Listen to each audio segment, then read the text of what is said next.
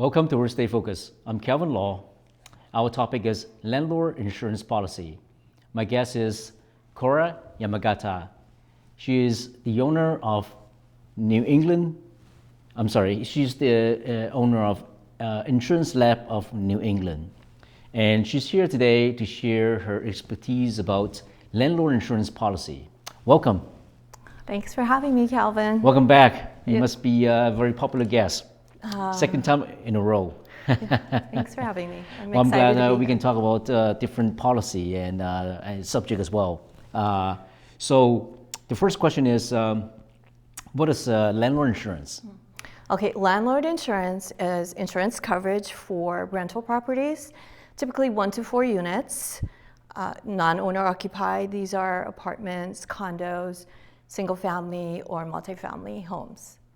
Fantastic. So in terms of the landlord policy, what is a landlord policy applicable? Okay, so like last time, I want to caveat this again Please. by saying that this is purely coming from an insurance perspective, not a tax or other perspective. And insurance companies are all different.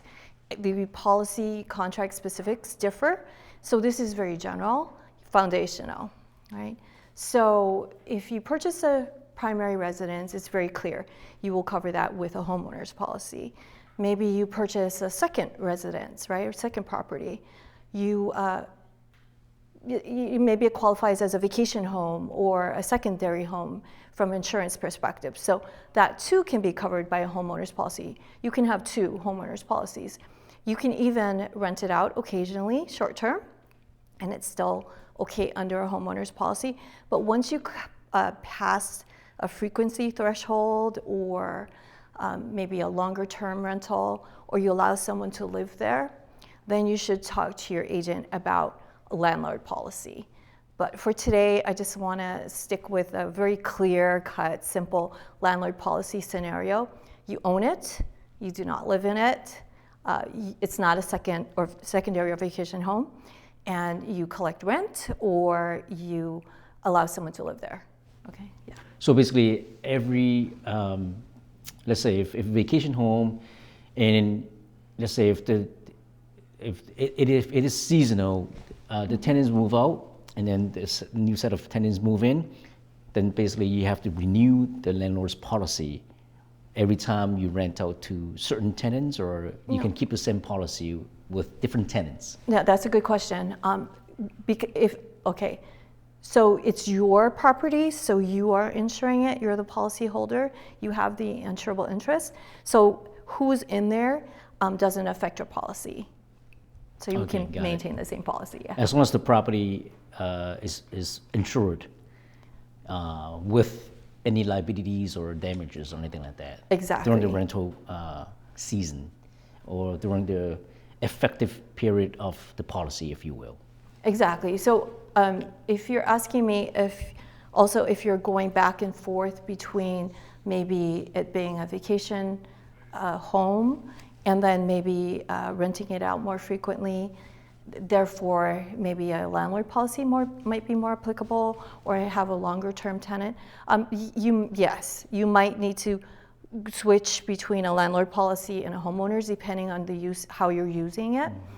Or there are endorsements that you can add to your policy that will address those things. So it's like I mentioned, it's very different moving parts. Yeah, there are nuances, right? Mm-hmm. Different insurance companies, different contracts. Yes. Yeah, depends on the usage, so how often being used as a rental versus like owner occupancy, something like that. So I got it. Yeah. So again, we just try to cover the general part. There are different layers and details of each policy. Absolutely. And pertains to its coverage as well. So yes. Got it. Why should the landlord cover a rental property with a landlord policy rather than a homeowner policy? I think you addressed some of them already, but if you can go into a little bit more detail, if you will. Yes. So the primary reason that you have insurance, right? You want to make sure that you have coverage. Nobody wants a claim, but if something happens, you want to be sure that as best as you can that the claim is covered.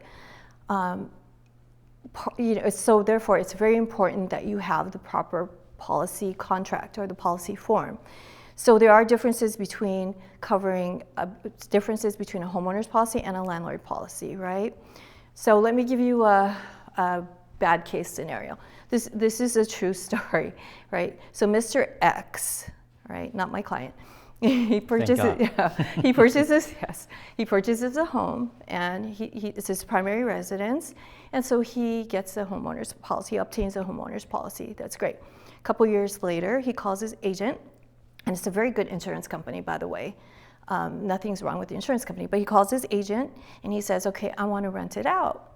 So let's convert this to a landlord policy. So they do.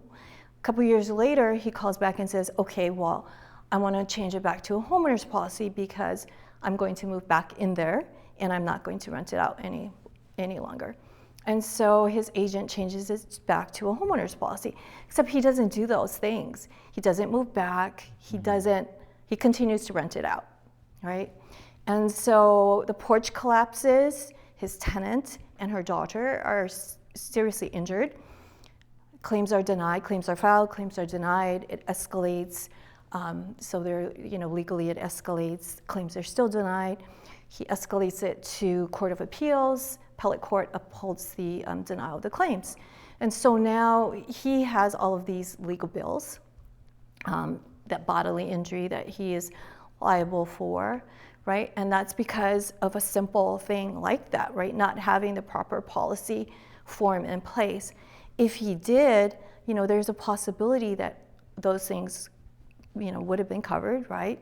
And also, if he has loss of rental income, he might have been able to collect that as well, because if his tenant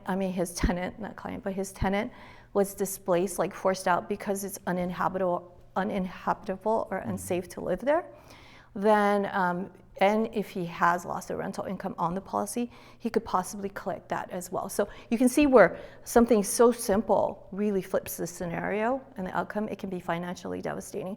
So it is really important to have the right policy form in place and to talk to your agent about it. Mm-hmm. Yeah, I think along that lines that the landlord might try to save up a few bucks here and there. So that's why, I think the landlord didn't get the right policy or proper policy to cover the damages and the property as well, along with liabilities, right? Yeah. So that's why, do the right thing, right? And instead of cutting corners, right? So especially when it comes to like claims and then damages and then, and the whole 9 yards. So yeah, that makes sense. For sure.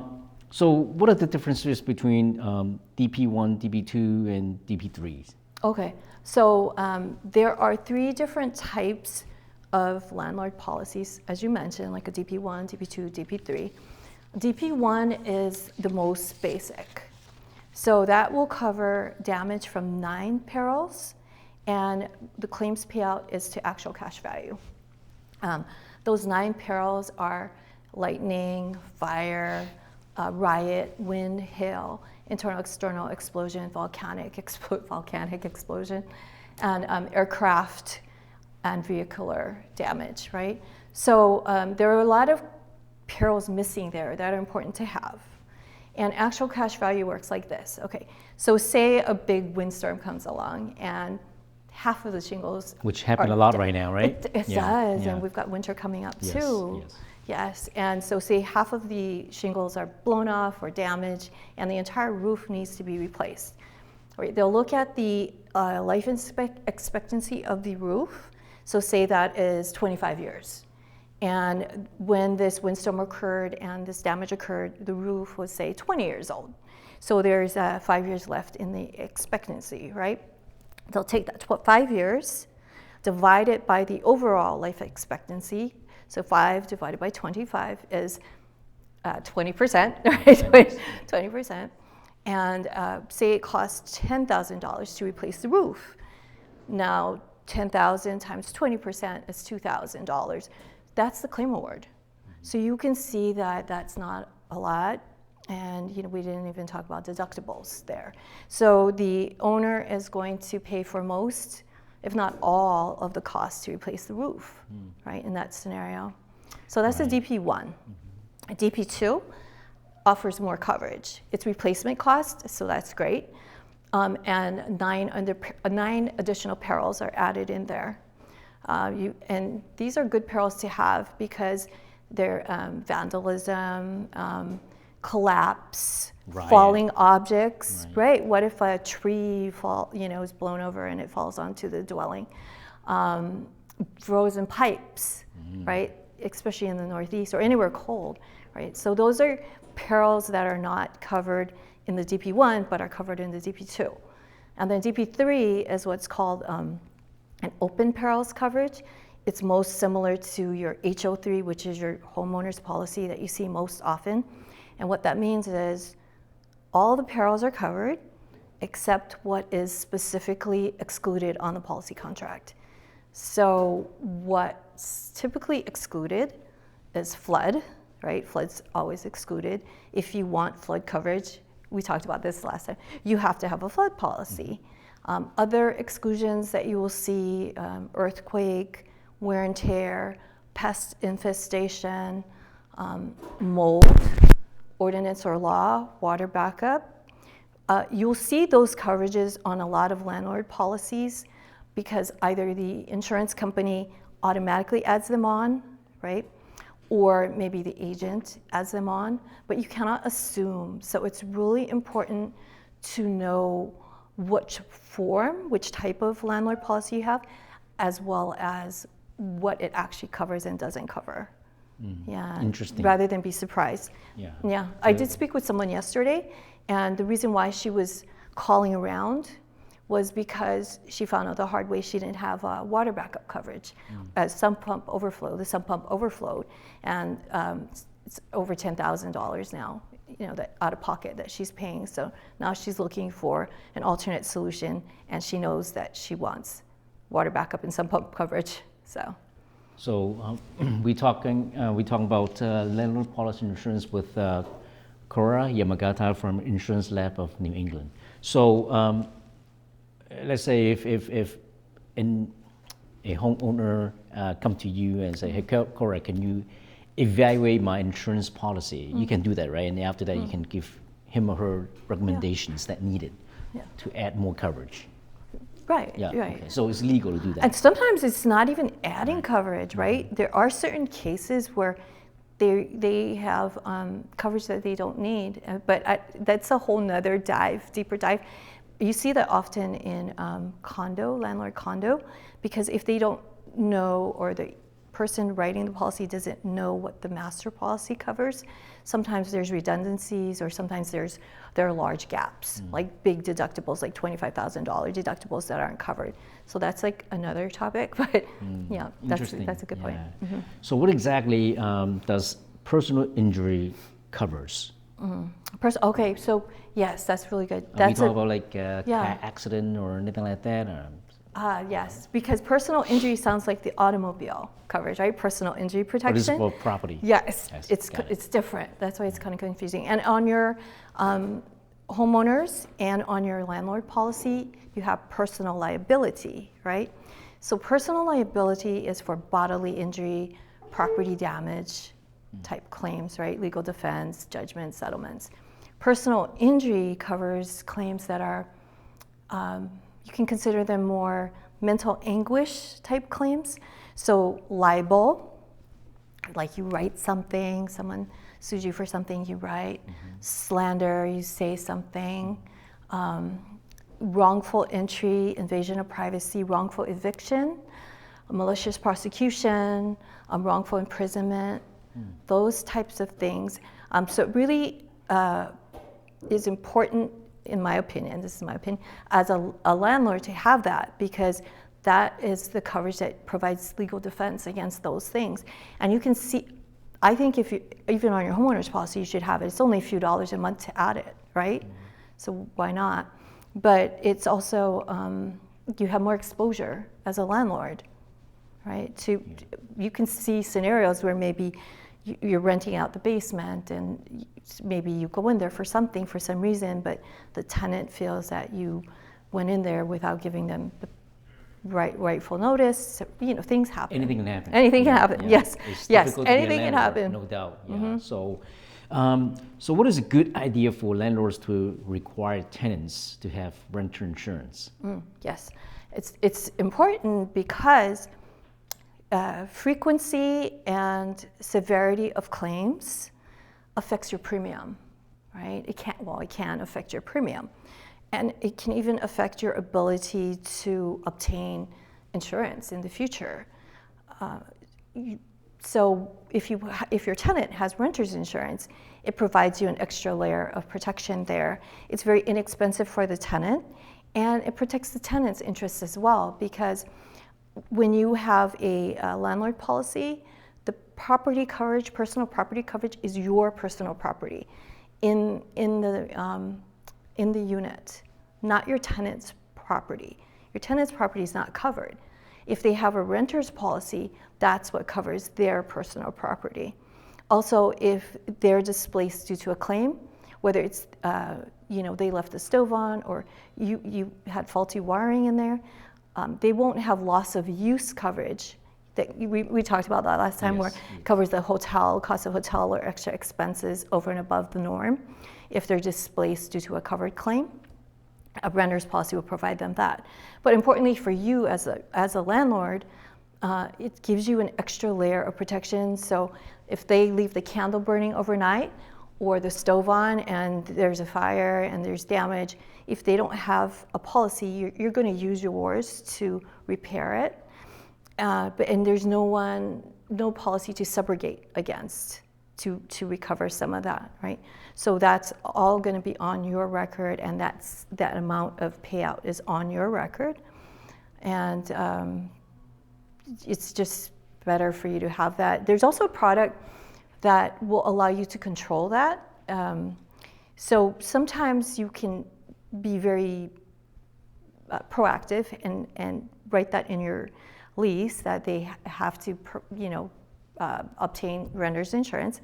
But sometimes it cancels and nobody finds out until something happens. So there's a product that you can control where you can purchase it and it gives you that extra layer, even if they have renters, because you are in control of it too. And it's very inexpensive. So there's things that you can do as a landlord to really protect yourself now and in the future, right? Looking ahead. Yeah. And then the thing that I want to add is that if the tenants for some reasons cancel their renter's policy, then what should the landlord do is, in the first place, ask the tenants to add the landlord as a second insurer. Yes. And then if there's a cancellation, then the landlord will get notified. Yes. Right. So that's how they find out. That's one of the ways. So what's the average premium cost for renter insurance? What is the annual premium? It differs depending on the amount of personal property. $100,000 coverage. For liability? Yeah. So the liability coverage is very inexpensive. It's the personal property that really dictates the premium, and of course the location. And then there's some other things we talked about, like your insurance credit-based insurance score. But on average, I'd say renter's policy I've seen it as low as $70 for the year, and maybe as high as maybe 300 something. So in that range. Really inexpensive, but it's good to have. Yep. Yeah. So in case something happened. Yeah. Last question. So what is the difference between umbrella versus excess liability? Yeah, that's a good question. Okay, so if you have excessive liability coverage, that can be added on to your specific policy, but it's going to be specific to that property, right? If you have an umbrella policy, your umbrella sits over all of your different, there's two kinds of umbrellas, right? There's a personal and there's a commercial, right? So say you are a landlord, you have landlord policies, meaning that your dwelling is 1 to 4 units, right? You can place an umbrella, a personal umbrella, over 10 properties. Say they're all different, but say I have a product where you can put it over 10, place it over 10 properties, and it goes over your personal auto. Now, if you have commercial auto, commercial properties, then you need a commercial umbrella over that. But this umbrella sits over all of your policies, and it can be an extra $1 million, maybe up to $5 million, and that will really protect you. You can have your property in an LLC, but your LLC is going to limit your liability, but your assets in your LLC are still right exposed. So that's what the umbrella is pretty much like cover everything under the roof, if you will. it sits over your Right. insurance policy. So if you have $500,000 liability in your insurance policy and you have $1 million umbrella, now you have $500,000, then you have an extra million. Million. Yeah. Got it. Yeah. Okay, great. Well, I think we pretty much cover everything. So, very good information, and thank you for sharing your expertise, and thank you for being here. Thank you so much. Thank So you. much Thank fun you to so be much. here. Yeah, thank you so much. Well, thank you so much for watching. I hope based on what we talk about is going to be helpful to you, whether you're a homeowner or a landlord or even tenant, if you will. So hope to see you next time. Happy holidays. Best wishes to your family and with good health as well. Take care.